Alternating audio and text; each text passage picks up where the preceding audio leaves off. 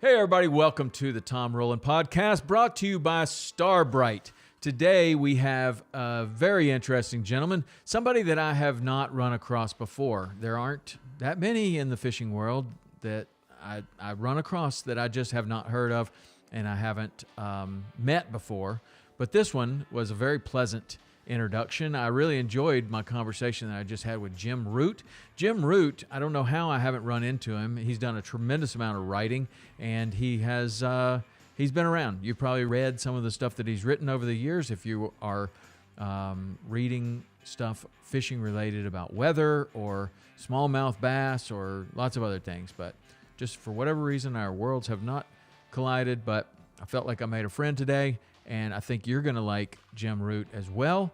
He is the host of a new show that's coming out called Just Landed. It's going to be on Amazon and YouTube. Very interesting conversation about how he got started in the fishing world from growing up and then turning into someone who had a show on the Outdoor Channel called Bragging Rights, and now took a break from that and is now launching a new show called Just Landed, which sounds very interesting. So here we go with conversation with my new friend, Jim Root.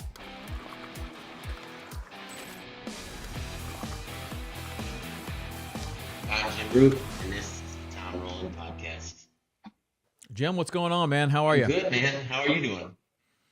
I'm doing well. I'm happy to meet you. Yeah, you too. Thanks for having me on today. Yeah, no problem. So it's funny to come across a fisherman that I don't really know, and you are one of those. So give me a little background on your background in fishing, and I know you're a competitive tournament fisherman. How did that happen? How did you end up there? It's kind of a great story, actually. So I grew up in very rural upstate New York, Oxford, actually.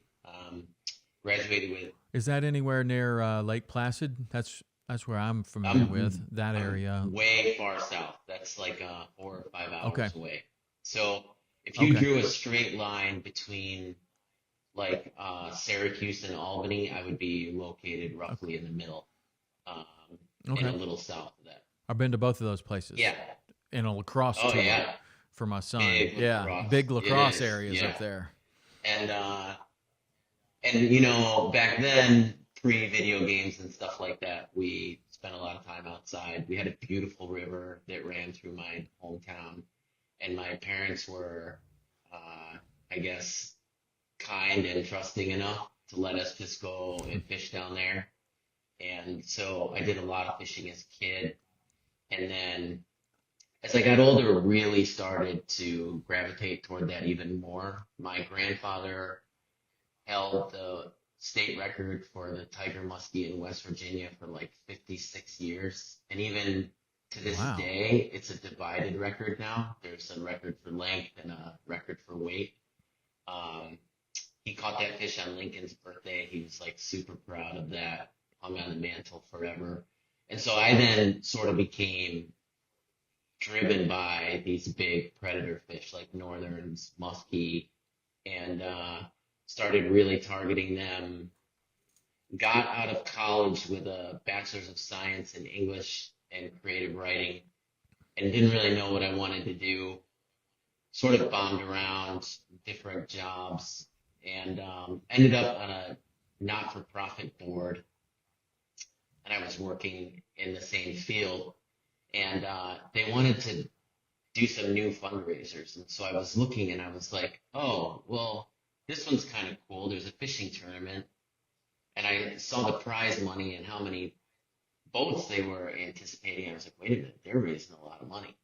So I'll go fish in the tournament and check it out and see like what it's like.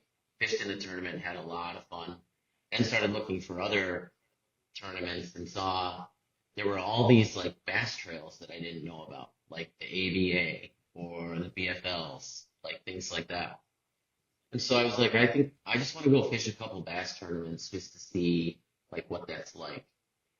Fished a couple of them, had a blast, did well, and then was like, I think I'm going to fish the whole trail. So I fished the ABA, did really well in the ABA, qualified for the national championship in Santee Cooper, went down there, and that was like my first real taste of this is what it would be like to work in the industry full time. Like we rented a house, there was 8 of us, you practice for 4 days, you fish for 3. It's like you're basically fishing for a living. And I was like, I have to find a way to do this full time. And I kind of focused on my writing because, back then, especially, there weren't a lot of people who could fish who could write well. And so I very quickly was able to get sponsored. I was sponsored by Weather Underground and the Weather Channel, and once I was sponsored by them and writing for them, I started writing for everyone. I was writing for Bass. I was writing for BAM, Field and Stream, Outdoor Life. Just started, and then I started doing some other stuff too, writing for other websites and web publications. I think the first shot I ever got to write an article was in the fishing industry, I should say, alone, was for Raw Fish, Tim Hine out of Canada. And then it's kind of weird, Weather Underground merged with Weather Channel and all these other companies, and then they started weeding out their marketing departments, and they got rid of my champion, the guy that signed me and really wanted to do that thing. And then I ended up losing my sponsorship, and I was like, I can either try to make a living just fishing full time as a creator, or I can go get a job and continue to fish the tour. I was fishing the Opens and the EverStart series back then. And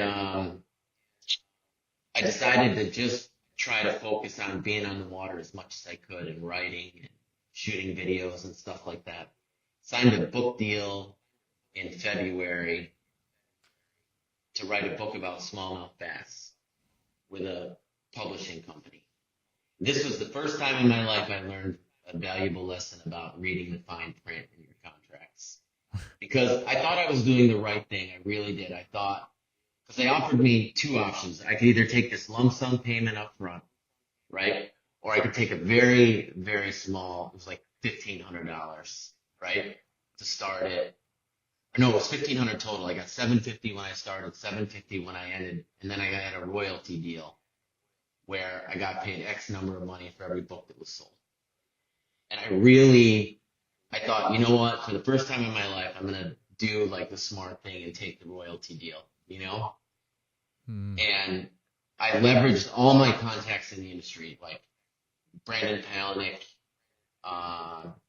Austin Felix, everyone. And they always led me to another person and then another person and another person. And then eventually I got connected to Greg Mangus, who is an absolute legend in the smallmouth fishing world. Does not get enough credit. Arguably the greatest smallmouth fisherman that ever lived, and is still alive and still catching them. Greg connected me to Mark Zona and Kevin Van Dam. I fished with Zona. That was the last chapter in my book. And I wrote that last chapter at Ryan McCullough's house after I got off the water with Zona, which was Pearl Harbor Bay, and it was freezing, and turned in the book. I was a month late, but they let it slide. Book came out during Shark Week the following year. Hit Amazon. I was #1. I was crushing it. And Zona's awesome, first of all. He's the kindest person I've ever met in the fishing industry. He even wrote the foreword for me in the book, which was amazing. Nice.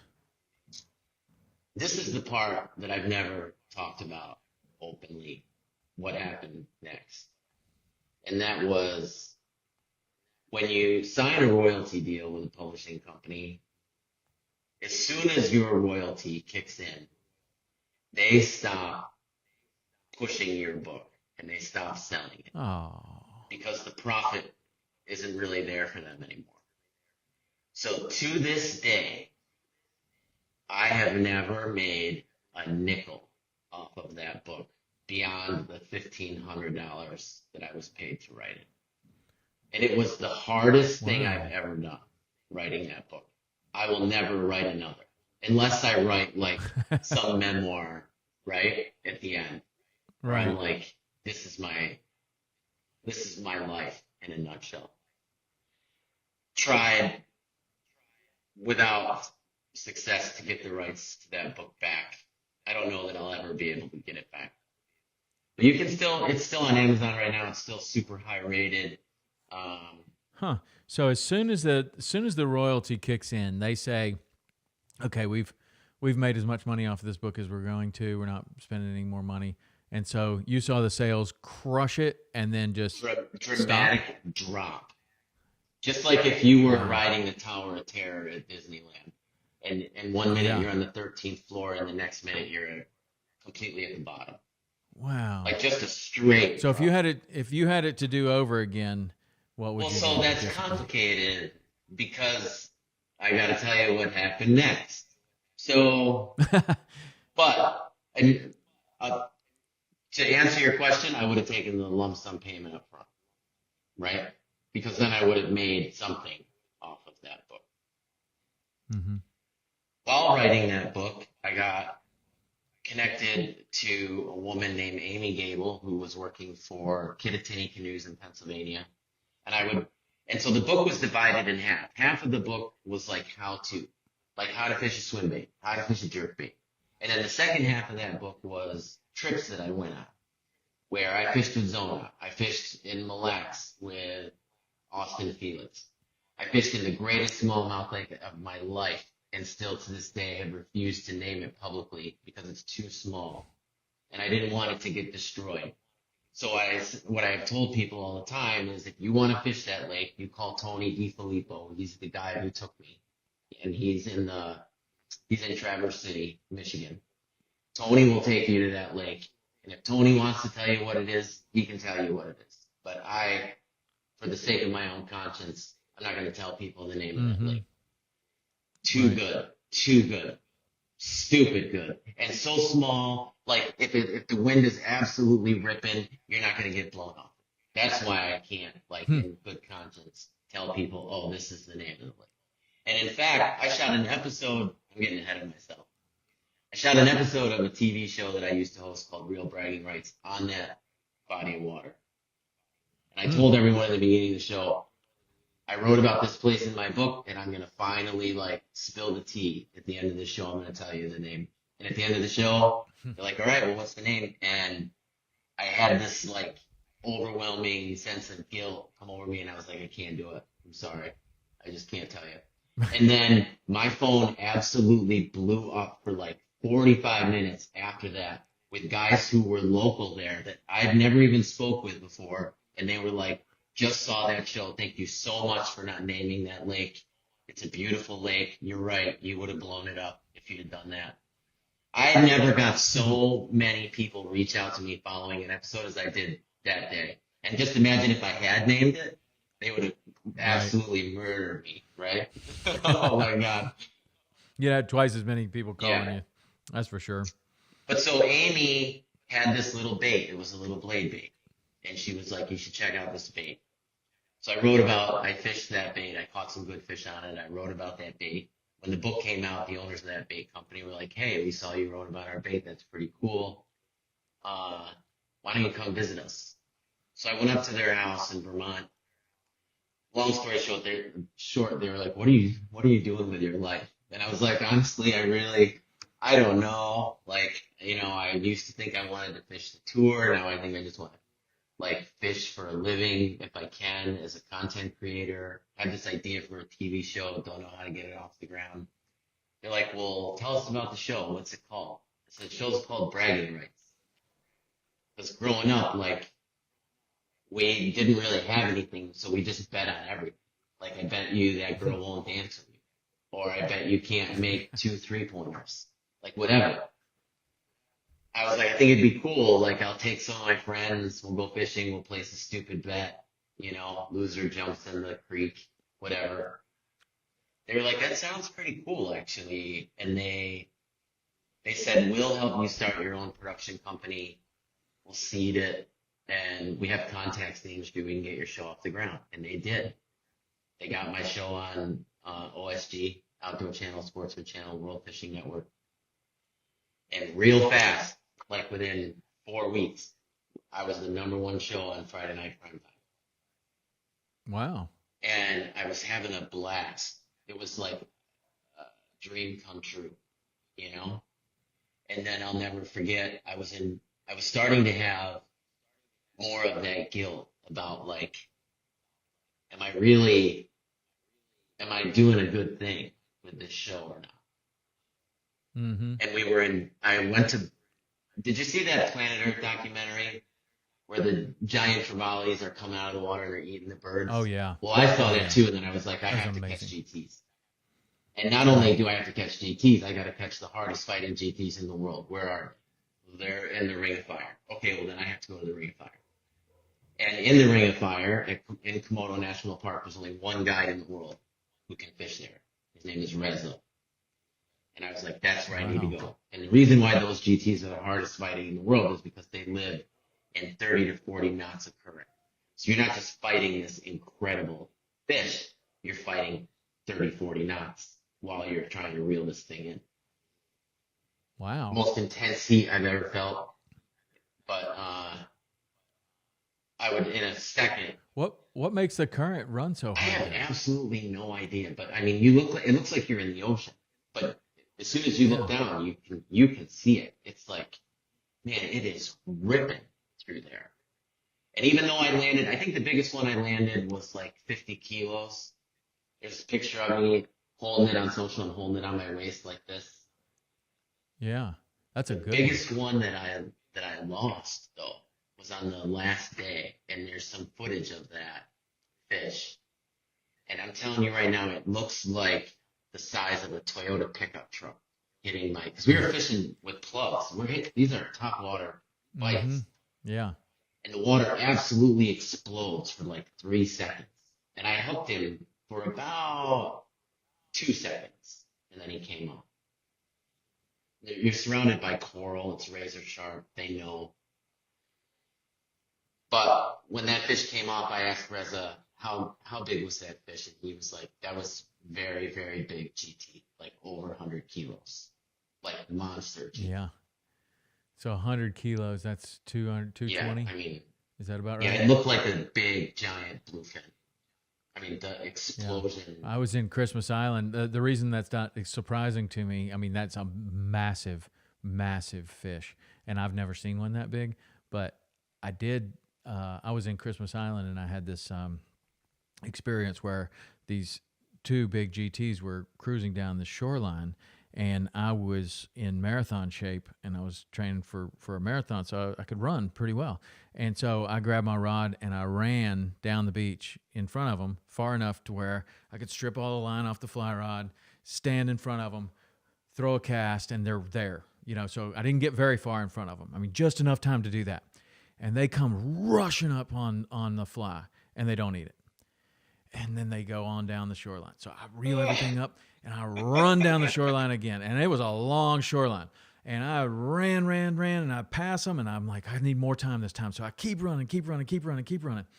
And I finally get out there. I get all the line off, and I make a cast, and they rush up on it, and they miss it just get right to the fly and then just turn away. Like the fraction of an inch away from eating it, but they don't eat it, and the mouth is huge, and it's a big fish. So I do it again. I run down there, and I see the guide. He's bringing the boat around. He kind of sees what's going on, and he's way out there, and he's coming around. I do this 4 or 5 times. I must have run probably close to 4 or 5 miles. I mean, you were going way down there, but I was so excited. My heart was just beating out of my chest, and I get back in the boat, and I never caught those fish. And he said, those are big fish. And, there's a little bit of a language barrier. But I was like, yeah, those were. And he's like, you were waiting. And I was like, yeah. And he said, they get big. And I said, really? How big?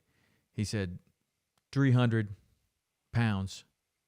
And they eat people. That's what he said. God. And kind of like, you shouldn't have been waiting for those fish. I didn't know. Like, I mean, the closest thing I've got to him is a Jack Crevalle, right? Yeah. It's not going to eat you. And these were not big enough to eat me. But the way he said it was just kind of like if I had someone come to the Everglades with us and they get in with a crocodile and they have no idea that, that a crocodile's dangerous. And you're like, dude, that was a crocodile. Like, what are you doing? Like, you don't need to be doing that with a crocodile. They eat people. That's kind of how he said it to me. And I was like, oh, understood. I guess I get it. But those fish are massive. They do get huge. And a 220 pounder, like that is, I don't even know, like, what kind of tackle are you using? Bait casting? No, it was all spin. We're using Team Korea rods. We're using Shimano 18Ks. 100-pound leaders. The poppers are all made by them. They're their poppers are called Adhec. Sport fishing. That fish almost pulled me over the rail. I said that out loud, because I was not going to let go of that rod. I was. That's a real fish. That's like the giant trevally. I've fished for them in a number of different places, and I've never caught a true giant. But that's on my list. I'm going to the Seychelles this year, and I'm taking spin and tackle, like heavy spin and tackle for that, not just fly fishing. Because I've gone all over the world now to try to catch these things, and I've done it mostly only with fly rods. And like there were some pretty good sized ones that you could get a cast to with a big plug, but you're not getting a fly to it, right? And what kind of fly reels? It feels like if you're going to go all the way, well, you just use the same kind that we use for tarpon, just giant, big Able reels, or like a Ted Jurassic, T-bore giant reel. They have fly reel technology that is, it can definitely land. Yeah, the ones I took over there, I took a Nautilus Monster and a Nautilus Silver King. Those were the two reels that I took. The fly reels have gotten so good. I mean, it's basically like a disc brake these days, and they can handle so much backing. Yeah. And they're really, really, really good, the fly reels. But you're just limited so much. Even if you're one of the best casters in the world, throwing 100 to 110 feet, that's with one of those big flies that's big enough to make one of those trevally want to eat it. That's really hard. And 110 feet is not very far compared to how far you can throw a giant popper on a spinning rod. Yeah. Your chances of catching something go up so high. And this time, like, I'm taking it. Like, I love spin fishing. I actually kind of prefer it, honestly, the overfly. But there are these locations where you go, and the Seychelles is one where it's perfect for fly fishing. And with the exception of when you see one of these big GTs, and that's what your guide is there for. Like, carry this rod for me while I fish for the bonefish and everything else that's there. But when we see a GT, I'm throwing this. Or they also have massive, massive barracudas over there, which are one of my favorite fish to catch anyway. And they just have these. I've seen pictures of these huge ones, and they're catching them on fly. But I would imagine if you had a spinning outfit with the right lure, they're eating that every time. I'd imagine they don't eat this little fly anything. that's the size, that's as thin as this pencil. Like, that's not very interesting for a 40-pound barracuda like this. Like, that's a tiny little thing. But they eat tiny. Elephants eat peanuts. That's what they say. So This is true. Hey, so one of the things I was interested in, you said that writing that book was the hardest thing that you've ever done. What was so hard about writing the book? And you're coming from a background of being a writer, right? Like, you're already writing. So what made writing that book so hard? I can't remember what my word count was that I had to hit. I want to say, I'm just going to throw out a number because I can't remember. I'm going to say it was like 40,000 words, right? Okay. So I was like, all right, cool. So I wrote the first chapter, And then I was like, all right, what's the word count on this first chapter? And it was like 500. And I was like, okay, well, can I expand on it at all? And I tried that, and I was like, no, because now it sucks. Like, I can't make it, people aren't going to want to read it, because it's, Right. So I went back down to the original chapter, and then I was like, okay, well, then how many chapters do I need in order to hit this limit? And it was like 70. And I was like, Wow. what, how many chapters can I come up with? So I went through like every technique I could think of, right? And then I was at like, let's just say 18, right? So I'm like, okay, Yeah. now I would have to write 50 more chapters on top of that. I can't come up with 50. Like, what am I going to do? And I was like, I can do some trips. I could fish with, Brandon, or I could go fish this lake or go fish this lake. Talk about a trip to the St. Lawrence River. Talk about fishing Oneida Lake, like Susquehanna, Delaware River, like all these different places. And then I got to like, all right, so this is how many chapters I would need. And then I needed to actually do it.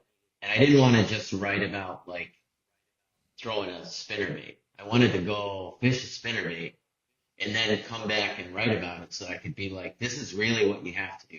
Because otherwise, and I'm sure you can relate to this as a fisherman and as a creator, if you just sit down and you write about something, you're not gonna have all the intricacies of it as if you had just gone and done it.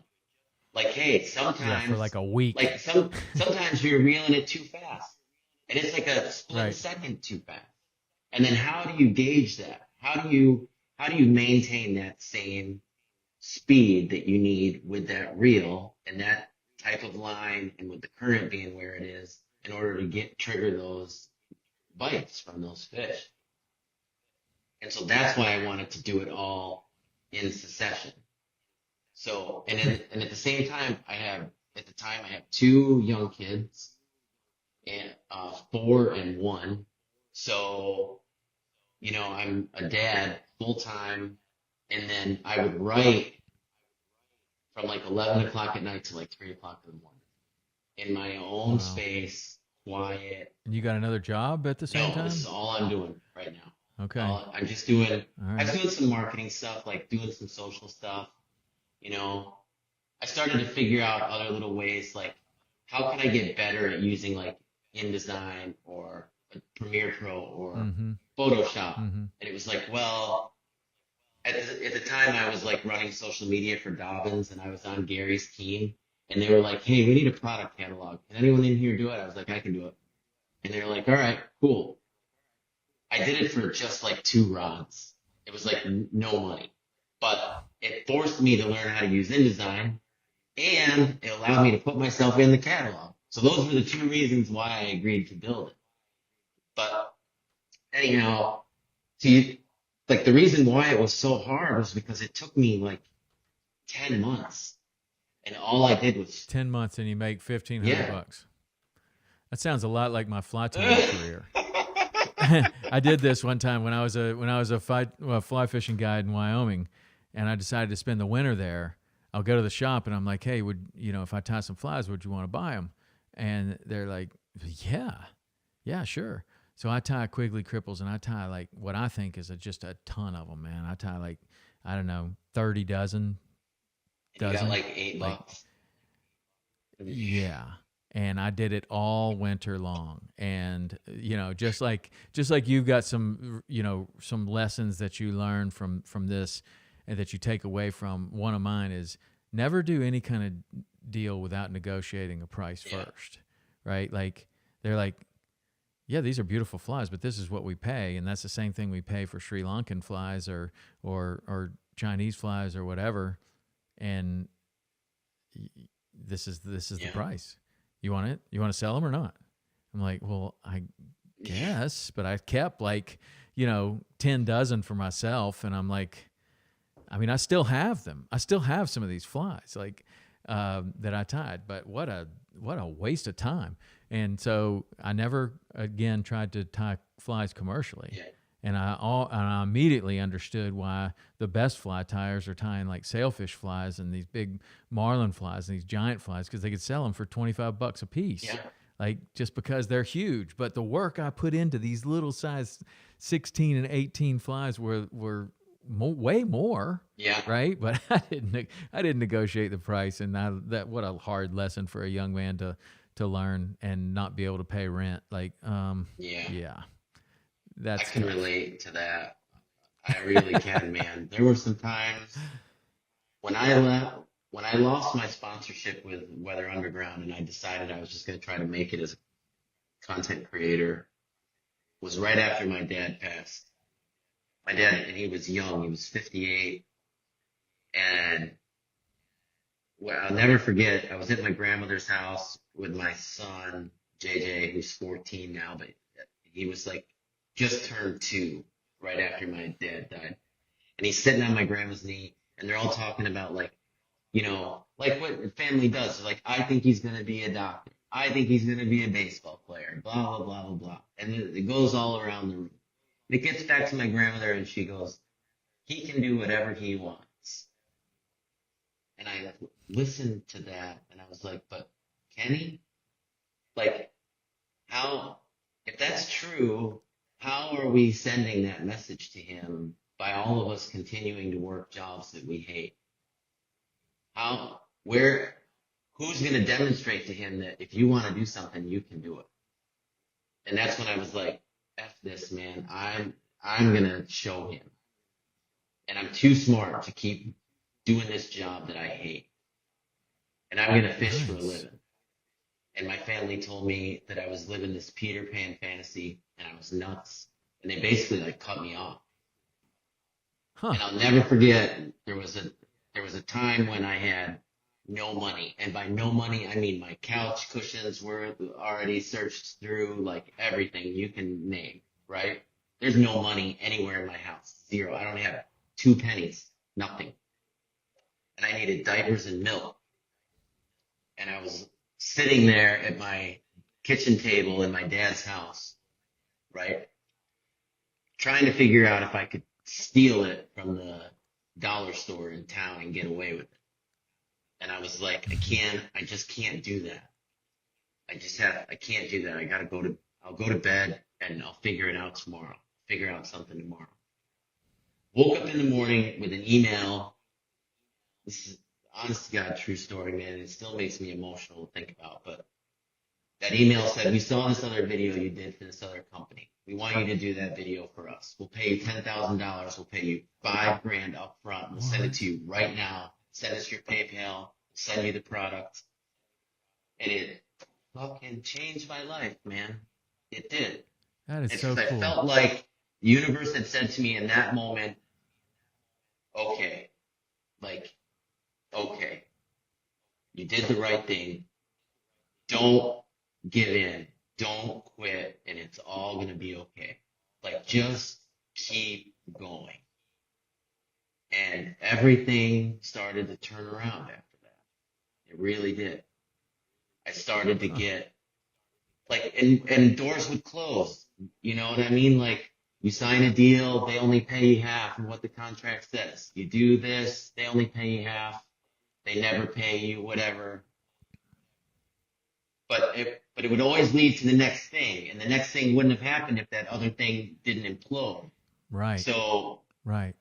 Next thing you know, like, I'm on TV and I'm hosting this show, and I'm sitting there in a bus going from Komodo Airport to the hotel, and I'm passing all these Starbucks that are being built and these new hotels, and the driver's like, you know, we're so excited because these are going to bring all these new jobs to this area, and we're passing these houses that have no doors and no windows, just empty holes, kids running around naked, happy as can be, don't have a nickel, nothing. Families of 5, this is a true story, families of 5 riding around on a moped.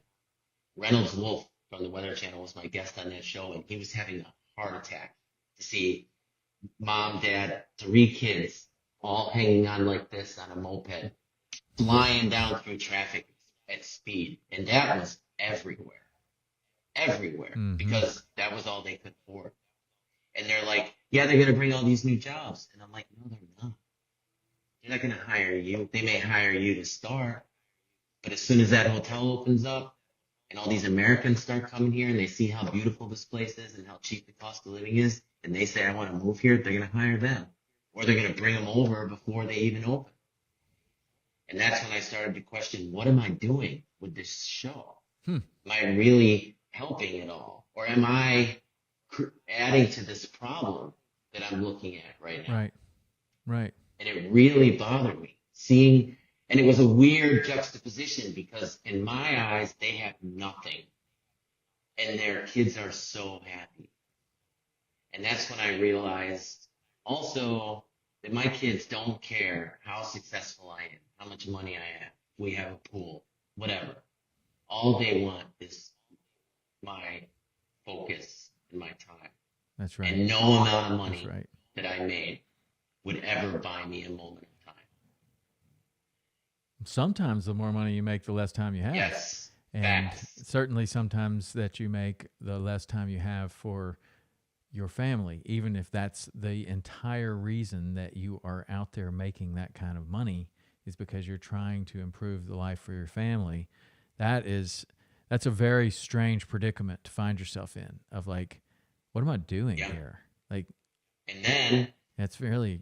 Then my youngest son was diagnosed with apraxia, which is a speech disorder. It's like they talk, but it sounds like he's speaking German. Doesn't make any sense. You can't understand a word he says. Really? And he needed to go to speech therapy 5 days a week. And I was like, this is my sign that I need to stop. I need to walk away. I need to be present. He needs someone to take him to speech. There's nobody else that can do it. And really, it should be me that does it. So I walked away from bragging rights completely. And I, at that point in time, had resigned myself that I would not go back to TV again. I was done. Fast forward like 2 years later, Jace is great, completely verbal. You'd never know. He reads to me on the ride home, like from school. And I'm having this That's like amazing. flashback moment about like how far he's come and how amazing it is and how grateful I am and everything else. And they weren't old enough to remember when I was traveling and doing other stuff.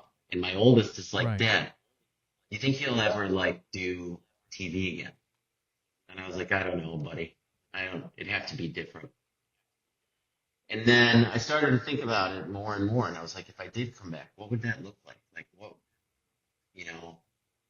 kind of parameters, conditions, what would be important to me? And then all of that sort of came together with this opportunity to host this new show called Just Landed, where the show is rooted in sustainability and there's like an opportunity with this show to tell real human stories, focus on culture, people, what is going on. The last network, I kind of had this other idea to do like a broader travel show, and we pitched it to them, and they were like, it's a great idea, but, everyone, because it's a subscription based at OSG, everyone really just wants to watch you fish. You can only do like 10% other stuff. And I was like, no, I want to do more than that. I don't want to just entertain people anymore. It's still important to me, but I want it to be meaningful, and I want to feel better at the end of the day about what I did. So we had this meeting, and they were like, how, in a perfect world, what would you do? I said, in a perfect world, I'd only fish like 30% of the time, because there's only like 25,000 people in the United States who recreationally, not as work, no, just for fun, recreationally fish more than 200 days a year. But there are like 42 million people in the United States that buy a fishing license every year. And those are the people that I want to target. Like those people that take vacations and they fish, but it's not the only thing they do. They bring their families, Right. They do other stuff.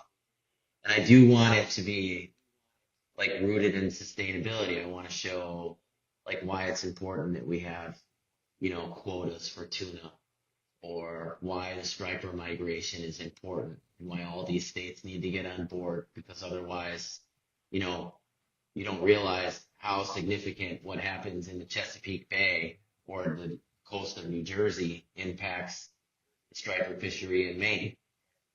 And so all these states Right. need to really like get on board with each other, things like that. So to go all the way back to what you had asked me earlier, would I have done it different? No, I would not.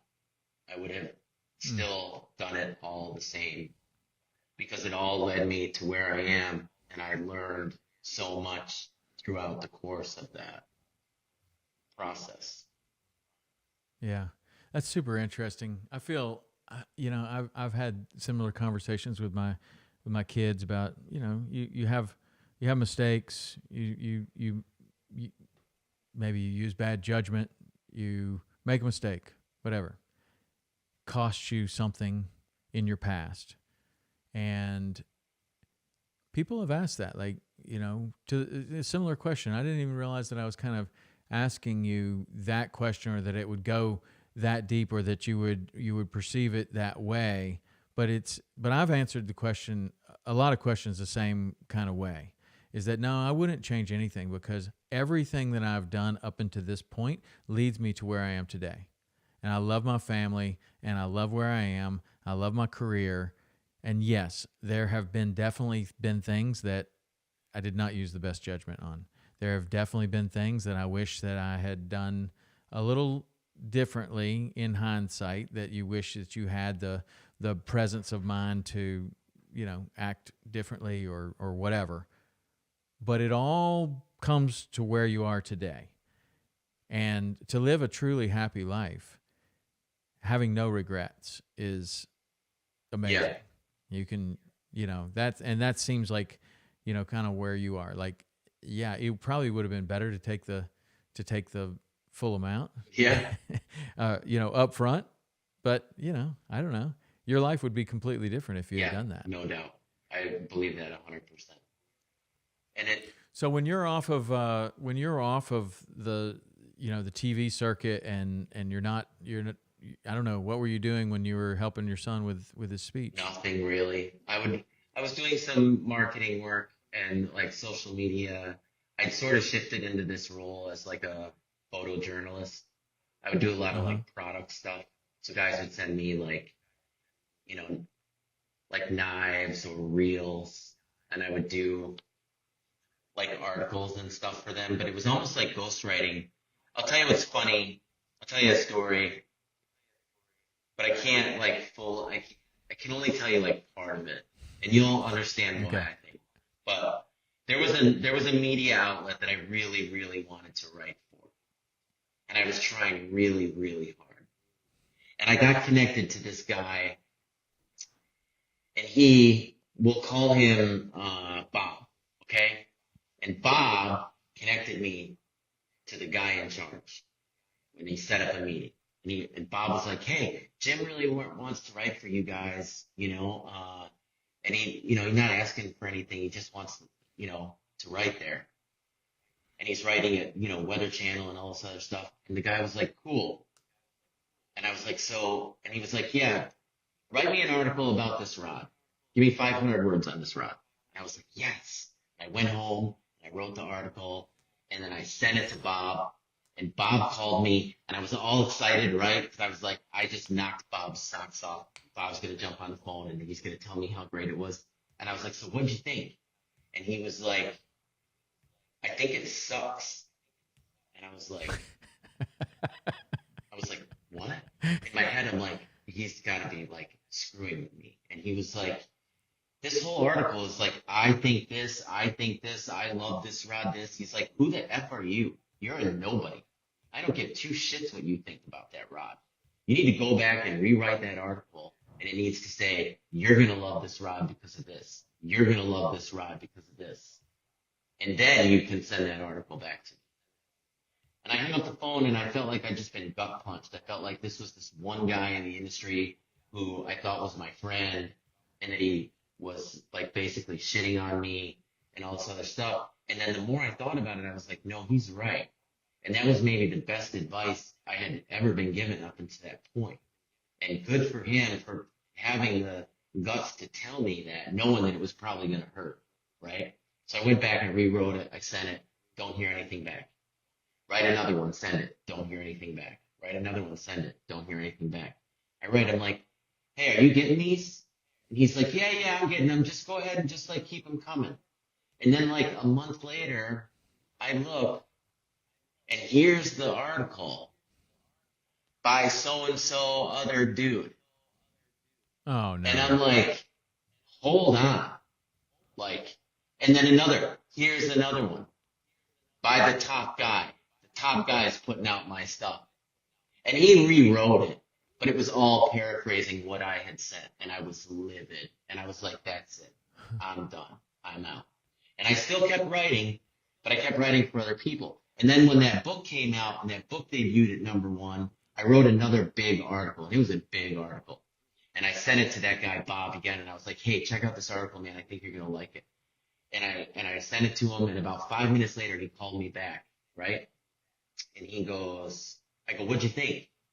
And he goes, I think you need to go back and rewrite it. And I said, well, what do I need to add? And he goes, because now you're Jim fucking Root, and you need to write. I think this, and I think that, because now you're #1 bestseller, Jim Root, and you need to write that in that article. And that was like so gratifying for me in that moment, that guy was like, you know, you did this, and you did this, but now you did this. But while I was off and like kind of like laying low, I just went back to ghostwriting again. I didn't want the notoriety, I guess. I just really wanted like full step back. Didn't want to be tempted by like doing hard work again. I really wanted to be focused on my family and like be present with my kids until I felt like they were in a better place for me. And if the right opportunity came along, then I would, pursue that opportunity. And that's kind of where I am right now. And I'm so excited about this new show. We start filming next week in Virginia Beach. We're going to fish for... Really? Next week? Are you cobia fishing down there? I'm what are you fishing doing? for bluefin, big eye, marlin, and then I'm going to go out on a commercial blue crab boat, which would be awesome. I've never done that. And then I'm going to kayak around the Back Bay Wildlife Refuge. Wow. So what's the format of the show? Like how does an episode kind of fit together? So this particular episode in Virginia Beach is going to be like focused on like the fishing culture and the like farm to table culture in Virginia Beach. It's funny because for me, I think of farm to table as only being something that's kind of gained a lot of momentum in like the last 3 or 4 years. But there's an area in Virginia Beach called the Pungo where they basically started with these farm to like market places in the Pungo in the 70s. So if they weren't the like pioneers of it on a broader scale, they certainly were, at least in Virginia. This was the birthplace of farm to table. And so I'm going to go there. There's some really great restaurants, breweries. I'm excited to see this other side of Virginia Beach because I've definitely been there, but I've only been to like the Strip, done the commercial stuff that like everyone usually does when they go to Virginia. But like that wildlife refuge, I didn't know they had wild horses in there. And I don't mean like the Chincoteague ponies, which are cool. I've seen them. I mean, these are like, these are horses, like real full grown. And so I'm I'm just really excited to do something that when it's done and it's produced and it's put out there, I'll feel really good about what I did. And I'll feel Yeah. like I can say, I tried to do my part to make sure that like my kids can fish too when they're older, and my grandkids Mm-hmm. can fish too. Not saying that, you know, I'm going to have that big of an impact, but at least I made an effort, you know? Right. How are you going to balance the travel and the time on the TV So shoots? that was It the sounds other like thing those that are was pretty long really shoots. important to me was what kind of time commitment I'd be looking at. And if we, you know, I signed up to do 8 episodes, and I think the most I would be willing to do in a year is like 16. It's 3 days of filming, so I'd be gone 5 days total, and that'd keep me under 100 days. If I can do that, then I can still like not miss soccer games, not miss swim meets, you know, Yeah, stuff like that that's you that's super important, can't. especially at the age your kids are. My kids are grown now, for the most part. I've got a 27, a 25, and a 21. God bless. But those times, man, it's really amazing because I've got a lot of friends now that are much younger than me, and they're having kids, and they're much younger. They're 3, 5, 7, you know, and some of these guys ask, you know, like what to expect or anything, or I don't know. Somebody might be just saying, well, we're not getting any sleep right now. I'm like, look, it's going to be over. There's light at the end of the tunnel. I promise you.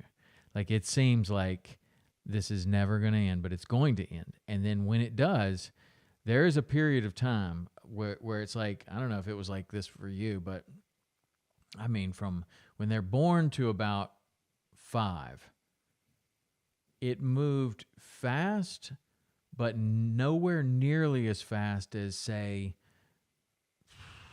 17 to 21. Like, that time blew by. I mean, 1 minute they're getting their driver's license, the next minute they're graduating from college. It went by so fast.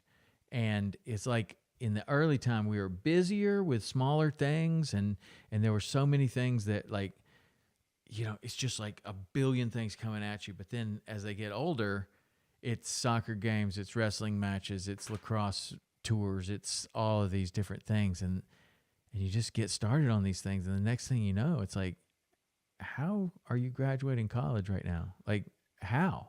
It went by so fast. Yeah, But I'm not there I don't yet. know. And I'm sure. My kids Yeah, are. well, this is what old people used to tell me this all the time. Like, the older you get, the faster time goes. And maybe that's what it is.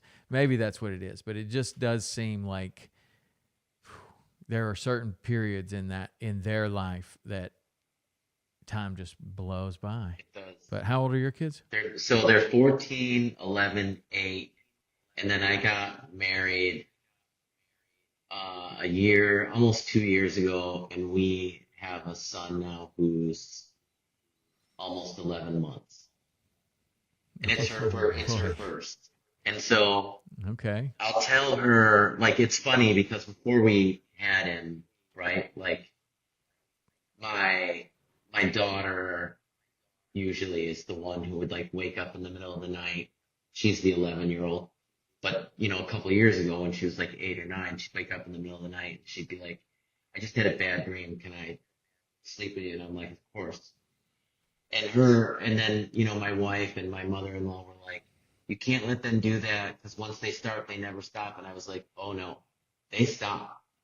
And then you're like, dang, don't you want to like have a bad dream and come like, you know, snuggle again like you used to, like when you were little and you actually wanted to be around me? And like, they don't. That happens like this long, and then it's gone, and then they're too old for that.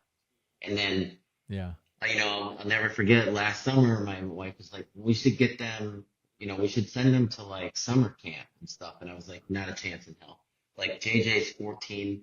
I got 2 summers left where he actually wants to spend time with me. Like, there's no way I'm going to send him away for a month.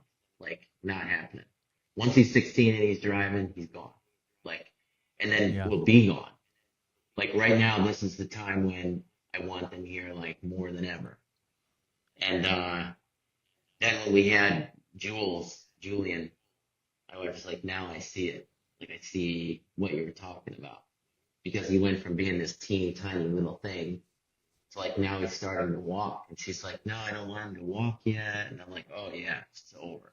Like, I told you. But it's funny you mentioned that there's periods where it flies. For me, it's, when we were on lockdown here in New York, my son, JJ, was 10.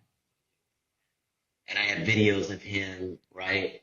And he still had these chubby cheeks, and he still kind of had this squeaky voice. And just like that, he's a man. Like, he's got this little dirty gringo mustache, and like, he's 14. And like, his voice is deeper, and he's 5'10". And, I'm still taller than him, thank God. He's been taller than his mother for like 2 years. I can't imagine. But at least I still got him for a little while.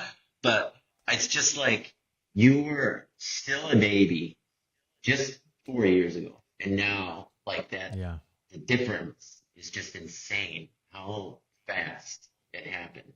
And I'm, this is that period now. I'm in that period with my daughter. She's going to go from like 10 to 13 or 10 to 14 where she's going to change too. And it's like, sometimes I really do wish that I could just freeze time, slow down. Like, Yeah, you do. But going back to our original conversation about regrets and changing things, and if you froze time, it would make things Let me different. ask you a question, Tom. And If you could not redo it, right? But if you could just relive a moment of your life, what would it be? Those are. I don't know that I have a singular moment, but the birth of all my kids is definitely one. My wedding day is definitely one that I probably wasn't as present. When you're young and you're doing something like that, some people are mature enough and present enough to be like, this is a moment. This is one of the most important moments of my life. I just was like, woo, we're getting married. This is awesome. So I would like to relive that. That would be something. But those are the type of moments, when you ask that, I don't think of a single fish that, then once you start thinking about it, it is like, well, the first time we ever caught a giant hammerhead, that was pretty awesome. And the adrenaline was like, so like first permit on fly, the adrenaline, you're just pumping with adrenaline. It's amazing. But, you can do that over again. I only have 3 kids. I only get married once. And those things are really important. And that whole day, I mean, my parents were there for the birth of all 3 of my children. So that was amazing, to share that experience. And I would think it would be something like that. But nobody's ever asked me that question before. And I don't know that I've ever really thought about it, like longing to relive a moment as much as I look forward to the next moments, and I try, to not live too much in the past and not live too much in the future, and try as much as possible to live in the present right now, because that's the only thing that you can, that's what we have. Yeah. And I like it that, optimists tend to live in the future. A lot of pessimists tend to live in the past. But I think that if you're living in one of those other places, like thinking about how great it's going to be or I wish I had done this, you're not grounded. Yeah. That's the present, a fact. I used to be like that. I was always thinking about the next place, especially when I was doing this show. as soon as I would be there, halfway through that trip, my mind would already be on where I was going next, Right. until Bali. Bali, when I got on that plane and I headed home, and it was actually the puddle jumper from Komodo back to Bali. The whole plane ride was silent. Everyone cried nonstop. The whole time we were on the plane, everyone was crying. And I can't speak for Really? those guys, but I will tell you, for me, it was a lot of things. But mainly it was that I knew that I Oh no, his recording stopped. Oh, okay. So I think you just had a call come in, but you said just do that again because you got right. You said because I knew, because and then I knew that I would go back there, but it would not be with those guys. yes, And that there's not enough time really in the show for us to get into all of that. But and I didn't want to think forward anymore. I needed to be grounded and start mm-hmm. focusing on, like, what am I doing? What do I like? What do I want? What am I chasing right now or running from? You know? Mm-hmm. And I needed to, like, really start asking those harder questions of myself. And the reason why I asked you that is because I ask that question to people periodically that like to hunt and fish, and it would probably surprise you, or maybe it wouldn't. They all answer it almost the same way. Hmm. Very few, maybe 1 out of 100, will say, I would go back and shoot this deer again, or I would go catch this fish again. And they're all like, I would go have a conversation with my dad, or I would, like, go back to the birth of my kids, go back to my wedding day. Like, all of them are more personal, like, life defining moments, not Right. these, fish that we caught, or a deer or anything like that, no matter how emotional it was at the time. Those never tend to be the things that people say I would do again. So Right. I appreciate. Yeah, that's interesting. But when you're out there, when you're talking to people that tend to like to hunt and fish and spend time outdoors, hike, whatever it is. I mean, if you're spending your time hunting, you're outdoors. If you're spending your time fishing, you're outdoors. If you're spending your time hiking or rock climbing or something that gets you outside into the natural world, you're unplugged from your phone. You are present. And in those times, I know that I start to think about what's really important in your life.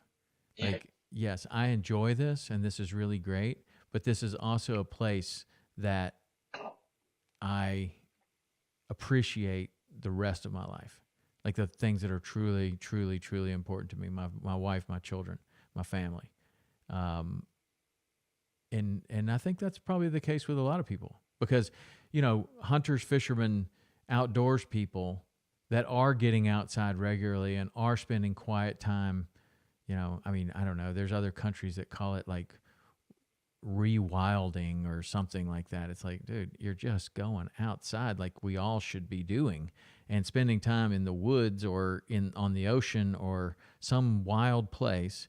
And when you're doing that, I think that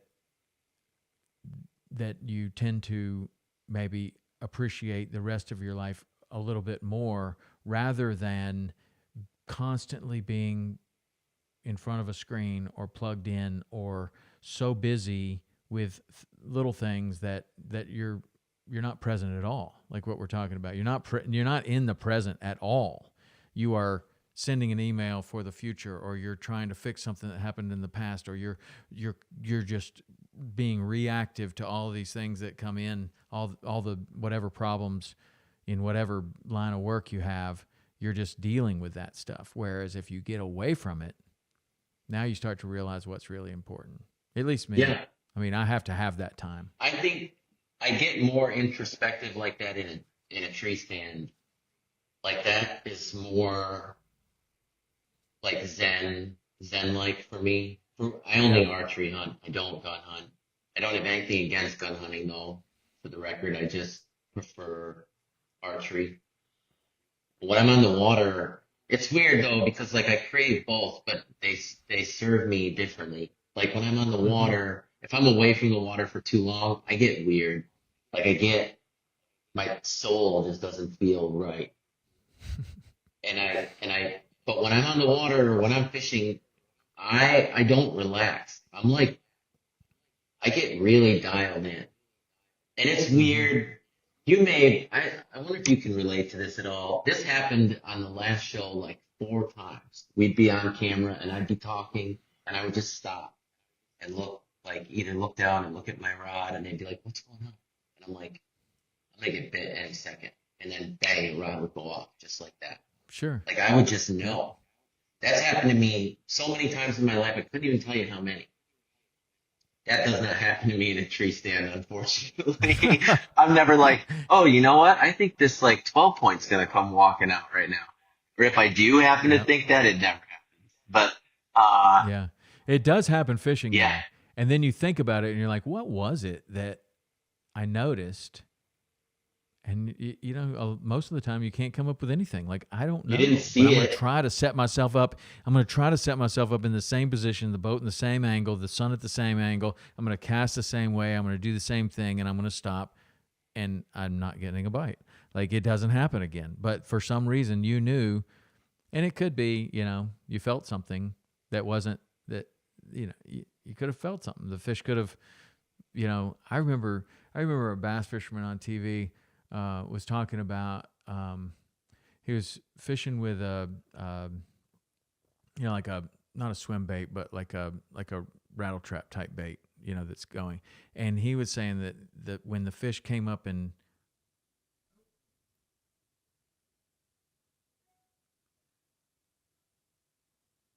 he said, just a second, he'll be right back, I think. I don't know what happened. Oh, so what happened was, can you hear me? Yeah, gotcha. My wife just pulled in and my audio switched to the truck. Oh, I've done that. Does that to mine too. So anyway, with like a rattle trap type bait, this professional bass fisherman was talking about how he knew that a fish almost ate it because as the fish came up to it and then didn't eat it, it pushed the bait forward slightly. So there was tiny bit of slack in the line to where I guess if you're using braided line and you can actually feel that. Like the bait did a weird thing. So he knows on the next one, he's probably going to bite it this time, right? I'm going to cast to the same place and come through. There's probably things that are so small and imperceptible like that, you know, a professional fisherman, somebody like yourself, myself, fishes a lot, has fished their entire life. It's such a small, imperceptible thing that you don't even realize it yourself, but it got your attention and you're like, you're about to get bit. Like, who knows what it is? Yeah. I don't know, but yeah, it's definitely happened. It's, that's a weird thing, but you're kind of in the zone, you know, you're in the zone. Yeah. That's in flow state, you know, with fishing. And then there's other times where you throw it up again, you're like, it's going under that bush and I'm getting bit. And you throw this thing and you're like, dang, were the cameras rolling? Did anybody see that? Because that was like the best cast I've ever made. And I got bit at the same time and I called it before that and everybody's eating a sandwich and they don't see it. So, that's how it usually, happens. I'm like, I swear. They're like, can you do it again? I'm like, yeah, are you not? Sure I can. And the next one's in the bush and you're pulling on it and breaking it off. Yeah, that happens to me too. Or hey, just let me ask this fish. Tell him we need to take a second take. You don't mind, do you? Like, just swim back out there and eat it again. Yeah, that would be nice. Hey, so do you have any idea when this show's going to be finished, when it's going to be on the air? Where can people see it? I hope December, but probably January. It'll be on Amazon Prime and YouTube. Um, it's called Just Landed, and stay tuned. If you want to check me out on Instagram, I'll let you know Yeah, what too is that? when it's out. My Instagram is at Jim Root Fishing, Okay, and very cool. yeah, we should do Yeah, something well, together on the show, Tom. Maybe I'll absolutely, take you man. That'd be fishing somewhere. fantastic. Bring it on. I'm ready. Yeah. I love it, especially if it's something I've never done before, which is that's my favorite type of fishing right now. Yeah. Anything that I haven't done before. It's pretty awesome. Except I'm not so crazy about ice fishing. Although I got to say I've never tried it, so I don't know. I don't like being on thin ice. That makes me real, real nervous. But Yeah, I would imagine so. but I would go to like Minnesota where, you've got like 2 feet of ice and you're in these like, you ever seen those fish houses that they have out there? Yes. With the Yes. big screen TVs in them that are this Yeah. big and they're heated? Like, let's go do that. Let's go sit and, I mean, that to me is like, yeah, I'll go ice fishing. Like, I can sit in a t-shirt and shorts and have a coffee and yeah, I mean, that sounds like heaven. That would be fun. But yeah, I'd love to do something with you. That'd be fun, man. I've really enjoyed this, getting to know you, and you got some great stories, and certainly looking forward to seeing this show, and wish you the very best with it. Thanks, That was man. a great conversation, man. Yeah, it was great being here, and I look forward to talking to you again soon. Okay, we're going to finish this up with the hot seat questions. So these are either or questions. You just do these questions as quickly as you can. You don't have to put a lot of thought into it. Are you ready? 1 second. I gotta let my dog out. She's gotta go to the bed. Okay. I'll be right back. That's obviously more important. She's only 5.5 months. Oh, really? Yeah, Yes, she's you definitely beautiful. need to let her out. I'm a dog person, so I get it. Okay, the most underrated fish you've caught while traveling.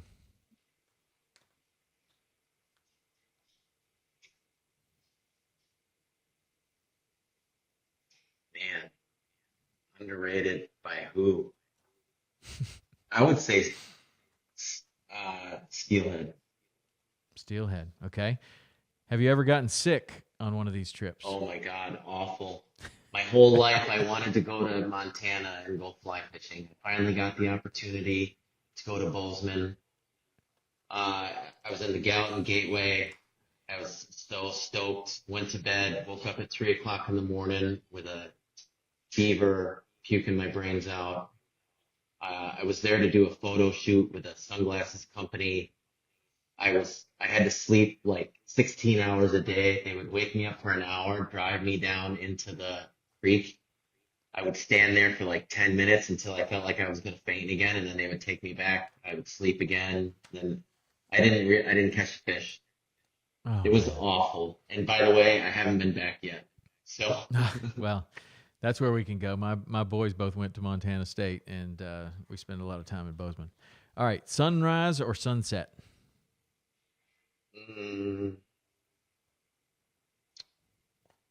Sunrise. One place you have not been, but you would like to go. To fish or to just visit? Just to go.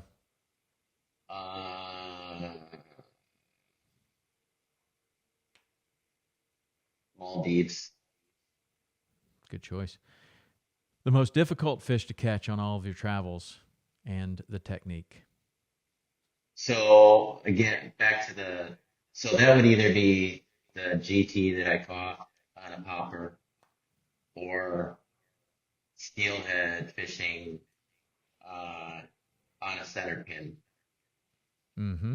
because you're freezing your butt off. That is the coldest I've ever been.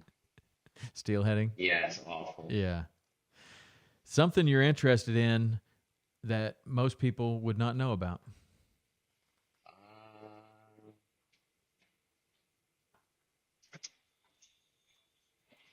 I love to cook. Love to cook. Okay, great. Favorite fish to eat, and how would you prepare it? Fun fact about me. I don't, as a general rule, I don't eat seafood. However, And my wife just started laughing. She tells people all the time I married the only fisherman that doesn't eat seafood. Uh, but that comes with some caveats, right? So like, and when we go to the Caribbean, I'll eat spiny lobster a lot. I love Uh-huh. calamari as long as it's not doesn't taste like a rubber band. Uh-huh. Uh, but as far as like, is there just a fish? The best fish I ever ate was mahi, and I ate that while filming, and then they were like cut, and I kept eating it. And my wife was like, "Honey, they cut the scene." I said, "I know, I don't care. It's delicious. Like I can't stop eating it," and I just kept eating it. That's the best, and it was fresh. I caught that fish that day. That's the best. It was grilled. It was so good. The only way to make that better is to fry it. And I'm not supposed to eat fried food because, it's not good for you, but there's nothing better than fried mahi. Can you have a productive trip without catching a fish? No, I can't. I can't. No. I hate fishing. I love catching. If I'm not catching them, I'm usually not happy. My buddy used to say my pigtails would come out. I get real grumpy if I'm. Well, the thing is, like when you spend a lot of time on the water and you become a good fisherman, there's like an expectation that you're gonna catch them. And so when you're not, when you don't catch them, personally, I feel like I failed today. Like Yes. I'm not doing my part. There's something I'm doing wrong, and I get now if I'm on a guided trip and we're trolling, that's not on me. And I'm just Right. like, whatever, we didn't catch him, we didn't catch him. But other than that, no, it was not productive. Okay. One destination you like to visit that does not include fishing. Maybe that's the Maldives. Um,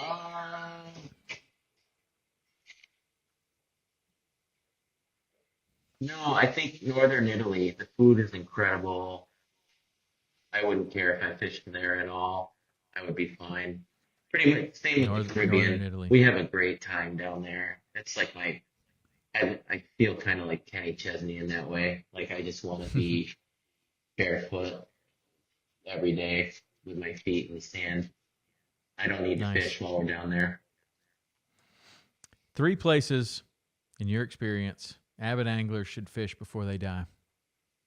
Number one, Venice, Louisiana, 100%. And have a true crawfish boil when you're done. Red fishing down there is insanely good. Food is outstanding. 10 out of 10 recommend. 2, Bali. Go fish for GTs with Reza. The best advice I got about that was from Brooks Robinson at Portland Line. He said hooking a GT is the best 30-second bull ride of your life. You got 30 seconds to break that fish's will and convince it can't get away. If you can't do it in 30 seconds, you'll never land that fish. It's a true statement. And then last would probably be giant bluefin fishing off of Cape Cod. Good choices. Text or call? I would say text, but I'm awful at I like cold call FaceTime people all the time. My wife tells me I'm nuts for doing that, but I'm like, whatever, I'm just gonna FaceTime them. They're gonna answer, they're not gonna answer. So it's fun. Okay. Text, call, or FaceTime. So these are the last 2 questions. What location have you visited that had the best coffee? Oh man, I love coffee too. Me too. I almost said something else and I just stopped myself. Um, San San Giovanni Bianco, San Pellegrino, Northern Italy. That's where I got hooked on espresso and like real coffee. Kind of like now ever since I only drink Americanos. Really, Nice. really changed my life. The other thing I will say is when I went to Indonesia, I drank the luwak coffee. You know what that is? Huh. Luwak is like a giant weasel. They're like Oh. 40 Oh, it's like pounds. poop. It's the poop. Yep. I've heard about that with not a weasel, but a cat of some Yeah, so sort. that's what they are. And I pet Okay. them. I saw them. But they Okay. look more like giant ferrets. They have long hair. It's very soft. Okay. They eat these berries. They can't digest the pit of them, so they poop them out, and then they roast them, grind it, brew it. That's an incredible cup of coffee. Huh. They must poop a lot to have enough coffee to supply an entire country. It's pretty wild. I was joking when I was drinking it, and I was like, all I could think about was whoever thought to do this, right? Like, this was a success, I guess, on some level. But think about all his failures. like what about the other stuff? This guy was like, Yeah. I think we should try this. And then it didn't work out. Like, Right. because that's pretty brave. Like, I think I'm going to roast the poop of this animal and then grind it and drink it. Well, it starts out that you don't roast all of the poop. You pick the berries out, right? Like that's probably the first mistake. Like, it's really not that good. And then just the berries. We're gonna crunch those up, and then no, that's really not that good either. We're gonna need to put some fire under this. Yeah. All right. So the last one is, where is the worst coffee? Oh, I mean, the worst coffee.